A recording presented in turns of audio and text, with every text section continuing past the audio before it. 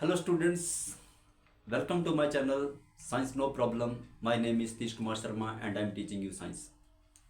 So my dear students, like our previous videos, this video is also going to be very informative and very useful. So please watch the video till end and please don't forget to like, share and subscribe our channel to motivate and support me so as to bring far more useful and far more informative videos in future as well. So my dear students, without wasting any time, let's start our today's video. But before we start our today's video, let's take a quick revision of the things which we have studied in our previous video.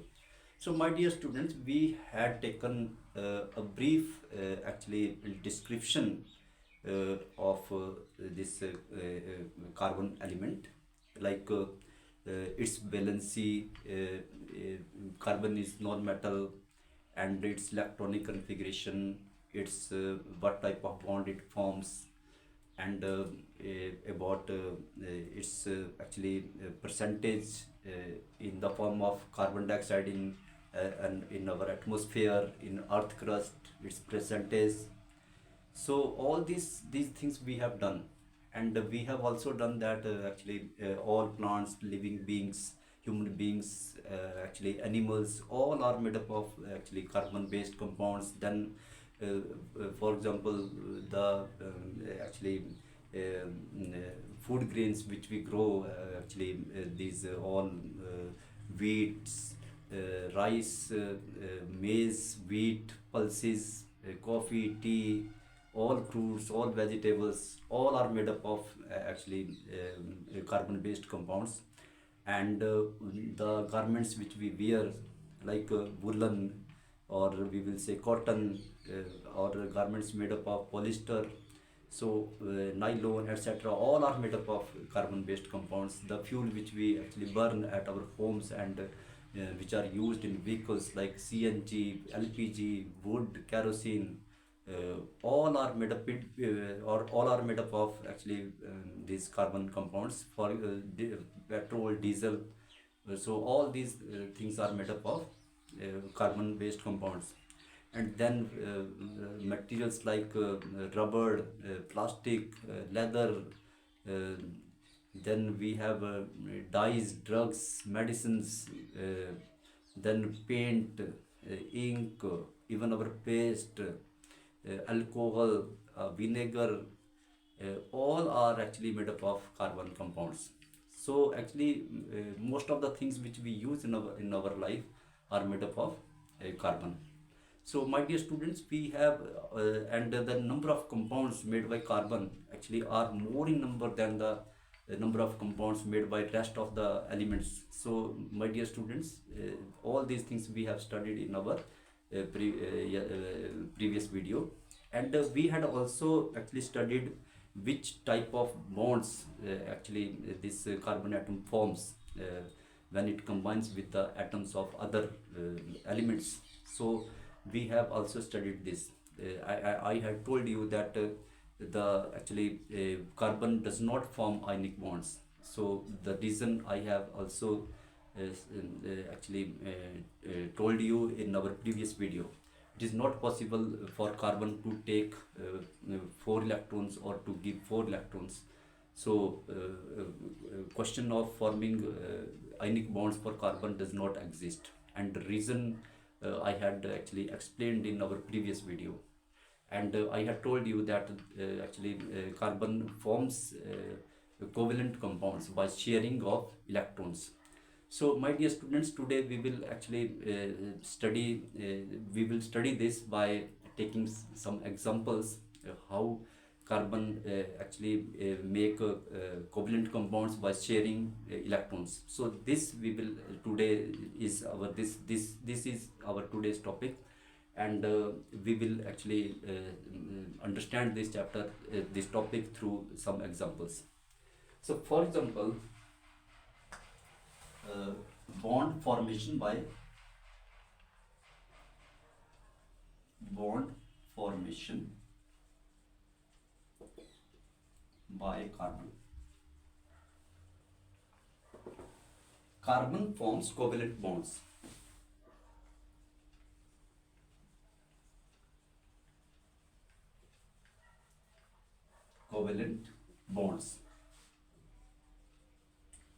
So my dear students, this we will understand through some examples. For example, CH4. So this is a compound of carbon and hydrogen. So let's actually understand through this example how carbon forms covalent bonds by sharing of electrons. So my dear students, carbon uh, electronic configuration of carbon is 2 and 4, and hydrogen is 1 because it has one electron. Atomic number is 1, so in K shell it has one electron, and atomic number of carbon is 6, so it has 2 electrons in K shell and 4 electrons in L shell. So outermost shell is L shell for carbon and K shell for hydrogen atom. And my dear students, always remember this, that it is the electrons of outermost shell, placed in outermost shell, which take part in bond formation. So please remember this thing. Let me tell you once again. Electrons of outermost shell take part in bond formation. Please remember this. So these electrons will take part in bond formation. These and these electrons. So carbon has how many electrons in valence shell? 4. 1, 2, 3 and 4. Plus hydrogen. Hydrogen has, this is also called, outer shell is also called valence shell. Always remember this. 1 electron in its outermost shell.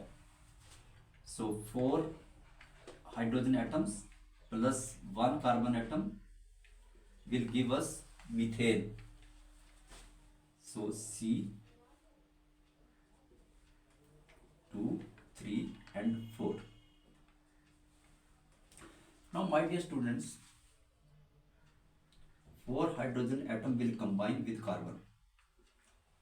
Hydrogen atom, the this is electron, 1 electron in the K shell.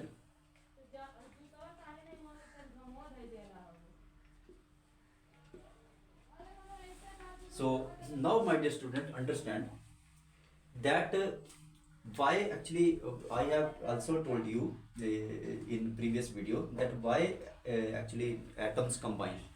Atoms combine in order to have their outermost shell completely filled, or to have, for example, 2 electrons. For example, if we have K shell, so how many electrons actually are occupied in this K shell? 2 electrons maximum. And L shell, how many? 8 electrons. So actually why this hydrogen will combine? In order to have 2 electrons in its K shell. So 1 electron it has already, and 1 electron it will get from carbon atom. So now its K shell is completely filled. Similarly, this hydrogen atom also, this hydrogen atom also, and this hydrogen atom also. And carbon has 4 electrons already in its outermost shell, and to have 8 electrons, it will take 1 electron from each of these 4 hydrogen atoms. So as to have 8 electrons in its outermost shell.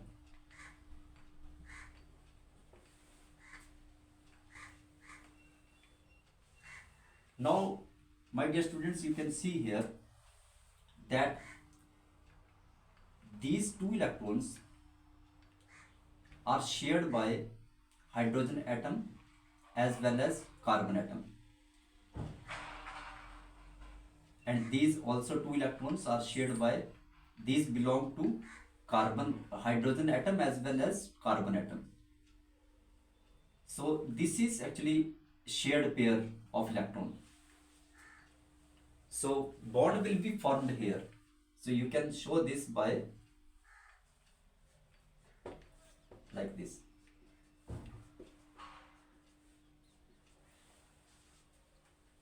So my dear students, let me tell you one thing more, that this shared pair will lie exactly in the middle of hydrogen and carbon.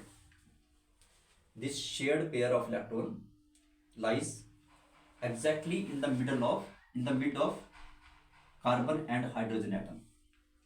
So this is important to note. So this is how carbon actually makes covalent bonds by sharing of electrons. So by sharing it completes it gets actually 8 electrons. It completes 8 electrons in its outermost shell. Let's take another example. We will take actually case of hydrogen. Very simple. Let's take oxygen molecule. In actually oxygen molecule also there is actually covalent bonds formed in this molecule also. So oxygen, what is the electronic configuration of oxygen? 8 is the atomic number of oxygen. In K shell it has 2 electrons. In L shell it has 6 electrons. So 1, 2, 3, 4, 5, 6 plus one more oxygen atom. 1, 2, 3, 4, 5, 6. So when they will combine, oxygen 1, 2, 3, 4, 5, 6, and this oxygen atom also has 1, 2, 3, 4, 5, 6. So my dear students, now these electrons will take part in, these electrons actually are electrons which are in outermost shell. So we always consider the electrons of the outermost shell. Only electrons of outermost shell take part in bond formation. So we have taken only the electrons in the outermost shell. So 6 electrons it has already in its outermost shell. It will need how many electrons? 2 electrons to have 8 electrons in its outermost shell. So 2 electrons it will take from this atom. So it completes 8 electrons by taking 2 electrons from this atom, and this atom of oxygen also has 6 electrons already in it, and 2 electrons it will take from this actually atom. So as to have 8 electrons. So now both atoms have 8 electrons. So actually these 4 electrons, or we will say 2 pairs, are shared here between these atoms. So you can show this. So bond will be formed, double bond will be formed, because one pair shows single bond. So 2 pairs are there, so double bond. So my dear students, this is how bonds are formed by sharing of electrons. Here electrons are not given or taken, here electrons are shared. So let's take another example, nitrogen. What is the electronic configuration of nitrogen?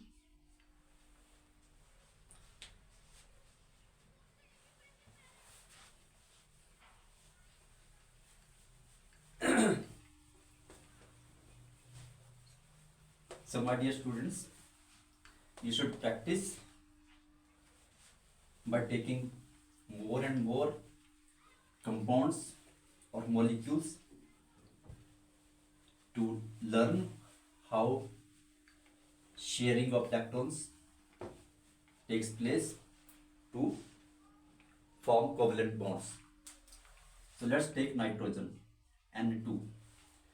So atomic number of nitrogen is 7. So in K shell 2 electrons, in L shell 5 electrons. Nitrogen. Now we will take only electrons of outermost shell, which will take part in bond formation. So 1, 2, 3, 3, 4, 5 plus 1, 2, 3, 4 and 5. So when they will combine 1, 2, 3, 4, 5, 1, 2, 3, 4 and 5. Now again this atom will complete its octet by taking 3 electrons. So 5 electrons it has already in it, 3 electrons it will take from this atom. So that it has 8 electrons in the outermost shell. So I have told you also the reason why atoms combine. My dear students, atom combines to have completely filled outermost shell, and this also will actually complete its outermost shell by taking 3 electrons from this atom.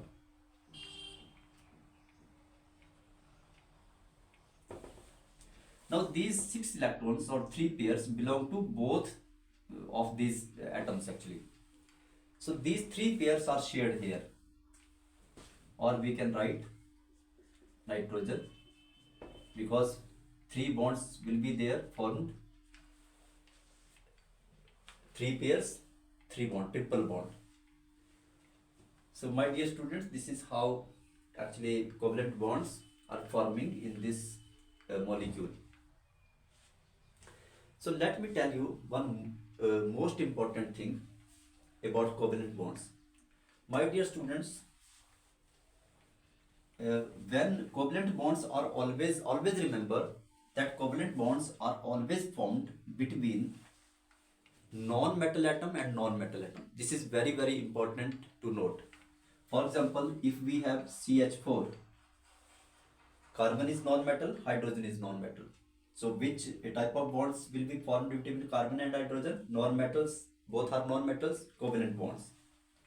Similarly, for example, H2S, hydrogen is non-metal, sulfur is non-metal. So this is covalent compound, and therefore which bonds are there? Covalent bonds. Similarly, ammonia, nitrogen is non-metal, hydrogen is non-metal. So this is also covalent compound. So covalent bonds are formed between the atoms of nitrogen and hydrogen. Similarly, we have HCl. Both are non-metals. This is also covalent compound. And let's take another example. H2SO4. Hydrogen non-metal, sulfur non-metal, oxygen non-metal. This is also covalent compound. And in covalent compounds, we have covalent bonds between the atoms of the given compound. And covalent bonds are formed by sharing of electrons. So these things, and which electrons take part in sharing? Only the electrons lying in the outermost shell that take part in bond formation. So please remember these things. And second type of actually compounds which we have are ionic compounds. So ionic compounds are those compounds which are made up of actually metal and non-metal atoms. For example, sodium chloride. Now sodium is metal and Cl is non-metal. So this is ionic compound because made up of metal and non-metal. Similarly, my dear students, for example, magnesium oxide. So this is metal, this is non-metal. So again, this is which compound is this? Ionic compound. Similarly, for example, aluminium chloride. Again, this is metal, this is non-metal. So this is also ionic compound. Similarly, we can say we have so many compounds like magnesium chloride.